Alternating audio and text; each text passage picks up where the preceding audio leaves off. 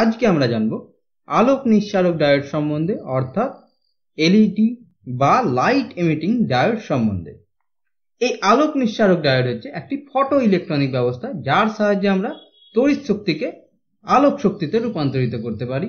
এবং এটি একটি বিশেষ ধরনের পিএন সংযোগ ডায়োড, যার মধ্যে মিশ্রিত অপদ্রব্যের পরিমাণ বেশি থাকে এবং সম্মুখ বায়াসে রাখলে এটি থেকে স্বতঃস্ফূর্তভাবে আলো উৎপন্ন হয়। তো দৈনন্দিন জীবনে তোমরা এই ধরনের এলইডি বাল্ব অনেক দেখে থাকবে। এইখানে একটি পিএন সংযোগ ডায়োড যুক্ত করা থাকে এবং এই সাইডে পি সাইড এবং এই সাইডে এন সাইড, অর্থাৎ এদিকে পজিটিভ সাইড এবং এদিকে নেগেটিভ সাইড। তো এটিকে সম্মুখ বায়াসে রাখলে এটি থেকে স্বতঃস্ফূর্তভাবে আলো উৎপন্ন হয়।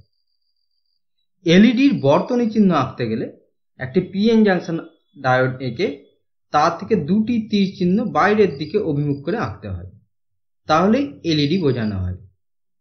এবার আমরা আলোক নিঃসারক ডায়োডের কার্যনীতি, অর্থাৎ আলোক নিঃসারক ডায়োডে কিভাবে তড়িৎ শক্তি আলোক শক্তিতে রূপান্তরিত হয় সেই সম্বন্ধে জানব। এটি হচ্ছে একটি পিএন জাংশন ডায়োড, যার মধ্যে মিশ্রিত অপদ্রব্যের মান বেশি এবং এন সাইডে সংখ্যাগুরু আদান বাহক হচ্ছে ইলেকট্রন এবং সংখ্যালঘু আদান বাহক হচ্ছে হোল, এবং পি সাইডে সংখ্যাগুরু আদান বাহক হচ্ছে হোল এবং সংখ্যালঘু আদান বাহক হচ্ছে ইলেকট্রন। এবং তোমরা জানো যে আনবায়াসড অবস্থায়, অর্থাৎ যখন কোনো রকম ভোল্টেজ বা বিভব প্রভেদ বাইরে থেকে প্রয়োগ করা হয়নি, সাধারণ অবস্থাতেই একটি পিএন জাংশন ডায়োডের মধ্যে সংযোগস্থলে, অর্থাৎ জাংশন যেখানে আছে পি এবং এন এর মধ্যে, সেখানে একটি পোটেনশিয়াল ব্যারিয়ার তৈরি হয় এবং এই নিঃশেষিত অঞ্চল বা ডিপ্লিশিয়ান রিজিয়নের মধ্যে কোনো রকম মুক্ত আধান বাহক থাকে না, অর্থাৎ ইলেকট্রন ও হোল থাকে না। এবং এই জাংশনের এন সাইডের দিকে পজিটিভ আয়ন এবং পি সাইডের দিকে নেগেটিভ আয়ন সৃষ্টি হয়, অর্থাৎ একটি তড়িৎ ক্ষেত্র সৃষ্টি হয় যার অভিমুখ এন সাইড থেকে পি সাইডের দিকে। এবং এই পোটেনশিয়াল ব্যারিয়ারের মান হয় সিলিকনের ক্ষেত্রে 0.7 ভোল্ট, এটা আগেই আমরা জেনেছি। কিন্তু এলইডির ক্ষেত্রে সিলিকন বা জার্মেনিয়াম কেলাস ব্যবহার করা হয় না, কারণ সিলিকন বা জার্মেনিয়াম কেলাসের ক্ষেত্রে যে বিকিরণ উৎপন্ন হয় তার কম্পাঙ্ক বা তরঙ্গ দৈর্ঘ্য অবলোহিত অঞ্চলে থাকে, ফলে দৃশ্যমান অঞ্চলে না থাকার জন্য আলো আমরা দেখতে পাই না। তাই এলইডির জন্য গ্যালিয়াম আর্সেনাইড বা গ্যালিয়াম ফসফাইড বা গ্যালিয়াম আর্সেনাইড ফসফাইড এর নির্মিত ডায়োড ব্যবহার করা হয়। এখন ডায়োডটিকে সম্মুখ বায়াসে রাখা হলো, অর্থাৎ ডায়োডটির পি প্রান্তের সাথে ব্যাটারির ধনাত্মক প্রান্ত যুক্ত করা হলো এবং ডায়োডটির এন প্রান্তের সাথে ব্যাটারির ঋণাত্মক প্রান্ত যুক্ত করা হলো। এবং ব্যাটারির ভোল্টেজ এই ব্যারিয়ার ফিল্ডের থেকে বেশি হলেই এন প্রান্ত থেকে মুক্ত ইলেকট্রনগুলি খুব দ্রুত হারে পি প্রান্তের দিকে আসবে এবং পি প্রান্তের হোলগুলি খুব দ্রুত হারে এন প্রান্তের দিকে আসবে, অর্থাৎ পি প্রান্তের দিকে ইলেকট্রনের ঘনত্ব, অর্থাৎ সংখ্যালঘু আধান বাহকগুলির ঘনত্ব জাংশনের কাছে খুব দ্রুত হারে বৃদ্ধি পাবে এবং এন প্রান্তেও হোলগুলির ঘনত্ব, অর্থাৎ এই দিকেও সংখ্যালঘু আধান বাহকগুলির ঘনত্ব খুব দ্রুত হারে বৃদ্ধি পাবে। এর ফলে সংখ্যালঘু আধান বাহকগুলি, অর্থাৎ পি সাইডের দিকে ইলেকট্রনগুলি কিছু হোলের সাথে যুক্ত হবে এবং এন সাইডের দিকেও হোলগুলি কিছু ইলেকট্রনের সাথে যুক্ত হবে, অর্থাৎ কিছু মুক্ত আধান বাহক বিলুপ্ত। এখন দেখো, এই ইলেকট্রনগুলি হোলের সাথে যুক্ত হচ্ছে, তার মানে হচ্ছে তারা সমযোজী বন্ধনে আবদ্ধ হচ্ছে, অর্থাৎ মুক্ত অবস্থা থেকে সমযোজী বন্ধনে আবদ্ধ হচ্ছে। এখন মুক্ত অবস্থায় যে ইলেকট্রনগুলি আছে তাদের শক্তি বেশি থাকে, সমযোজী বন্ধনে আবদ্ধ হচ্ছে মানে তারা কিছু পরিমাণ শক্তি ছেড়ে দিচ্ছে, ফলে তারা সমযোজী বন্ধনে আবদ্ধ হচ্ছে। আমরা জানি যে সমযোজী বন্ধনে যে ইলেকট্রনগুলি থাকে তাদেরকে মুক্ত অবস্থায় আনতে গেলে কিছু পরিমাণ শক্তি দিতে হয় বাইরে থেকে, তার মানে মুক্ত ইলেকট্রনের শক্তি বেশি থাকে, অর্থাৎ ইলেকট্রনগুলি যখনই হোলের সাথে যুক্ত হবে কিছু পরিমাণ শক্তি বিকিরণ করবে। এই বিকিরণের কম্পাঙ্ক যদি দৃশ্যমান আলোর মধ্যে থাকে তাহলেই আমরা আলো দেখতে পাই। যেমন একটি পরমাণুর ক্ষেত্রে নিউক্লিয়াসকে কেন্দ্র করে ইলেকট্রনগুলি ঘুরতে থাকে।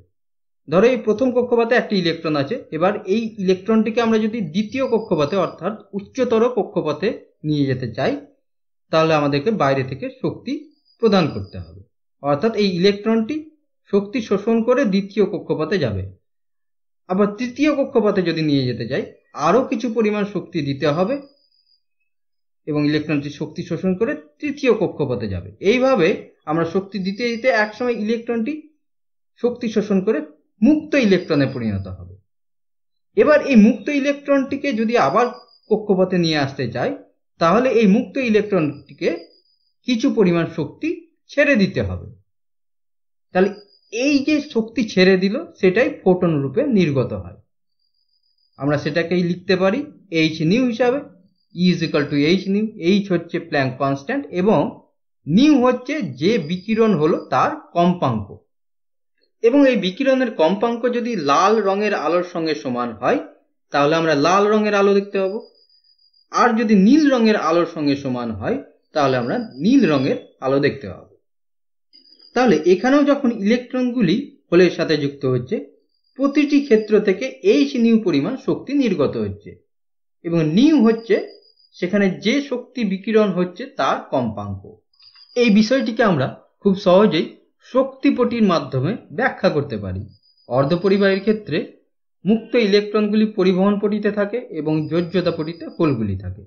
পরিবহন পটি ও যোজ্যতা পটির মধ্যে একটি শক্তির ব্যবধান থাকে, এটিকে বলা হয় নিষিদ্ধ শক্তি অঞ্চল বা ইংরেজিতে বলা হয় ফরবিডেন এনার্জি গ্যাপ। এই মুক্ত ইলেকট্রনগুলিকে যোজ্যতা পটিতে আসতে গেলে ঠিক শক্তির ব্যবধান যতটা পরিবহন পটি ও যোজ্যতা পটির মধ্যে ঠিক ততটা শক্তি এখানে ছেড়ে দিতে হবে যোজ্যতা পটিতে আসতে গেলে, বা যোজ্যতা পটিতে যে ইলেকট্রনগুলি আছে সেগুলিকে মুক্ত ইলেকট্রনে পরিণত করতে গেলে এই পরিবহন পটি ও যোজ্যতা পটির মধ্যে যতটা ব্যবধান ঠিক ততটা পরিমাণই শক্তি গ্রহণ করতে হবে মুক্ত ইলেকট্রনে পরিণত করতে গেলে। এক্ষেত্রে অর্থাৎ এলইডির ক্ষেত্রে মুক্ত ইলেকট্রনগুলি হোলের সাথে যুক্ত হয়েছে, অর্থাৎ মুক্ত ইলেকট্রনগুলি পরিবহন পটি থেকে যোজ্যতা পটিতে এসে হোলের সাথে যুক্ত হয়েছে, অর্থাৎ ইলেকট্রনগুলি ঠিক শক্তির ব্যবধান যতটা ততটা পরিমাণ শক্তি ছেড়ে দিয়েছে। অর্থাৎ এখানে ইজি সমান হবে h নিউ।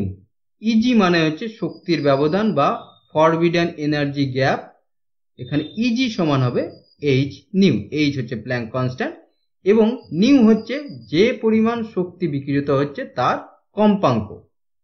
জার্মেনিয়াম বা সিলিকনের ক্ষেত্রে এই ফরবিডেন এনার্জি গ্যাপ অর্থাৎ ইজির মান কম হওয়ার জন্য নিউ এর মানও কম হয়, ফলে যে শক্তি বিকিরণ হয় তার কম্পাঙ্ক কম হয়, অর্থাৎ দৃশ্যমান আলোর মধ্যে সেটি পড়ে না। সেই জন্য এলইডির ক্ষেত্রে জার্মেনিয়াম বা সিলিকন কেলাস ব্যবহার করা হয় না। এবার আমরা এলইডির বৈশিষ্ট্য লেখটি দেখব, অর্থাৎ অ্যাম্পিয়ার ভোল্ট লেখচিত্রটি দেখব। বিভব পার্থক্য এখানে এক্স অক্ষ বরাবর দেখানো হয়েছে ও প্রবাহ মাত্রা দেখানো হয়েছে ওয়াই অক্ষ বরাবর। সাধারণ ডায়োডের ক্ষেত্রে একটি নির্দিষ্ট ভোল্টেজের পর প্রবাহ মাত্রা দ্রুত হারে বৃদ্ধি পায়। এলইডির ক্ষেত্রেও প্রবাহ মাত্রা খুব দ্রুত হারে বৃদ্ধি পাবে একটি নির্দিষ্ট ভোল্টেজের পর, কিন্তু সাধারণ ডায়োডের তুলনায় এলইডির ক্ষেত্রে প্রবাহ মাত্রা একটু কম হারে বৃদ্ধি পাবে, কারণ এলইডিতে কিছু পরিমাণ আধানবাহক অর্থাৎ ইলেকট্রন আর হোল সংযুক্তির ফলে নষ্ট হয়েছে। নষ্ট হওয়া মানে হচ্ছে ইলেকট্রন আর ওই হোলগুলি আর তড়িৎ পরিবহনে সক্ষম নয়, কারণ মুক্ত অবস্থায় ইলেকট্রনগুলি নেই এবং হোলগুলিও বিলুপ্ত হয়েছে, ফলে তড়িৎ পরিবহন তারা করতে আর সক্ষম নয়। এর ফলে তড়িৎ প্রবাহ মাত্রা কিছুটা কম হয় আলোক নিঃসারক ডায়োডের ক্ষেত্রে। এই আলোক নিঃসারক ডায়োডগুলির বিভিন্ন ধরনের সুবিধা আছে। এক নম্বর হচ্ছে এর সাইজ খুব ছোট এবং খুব কম শক্তি খরচ হয়।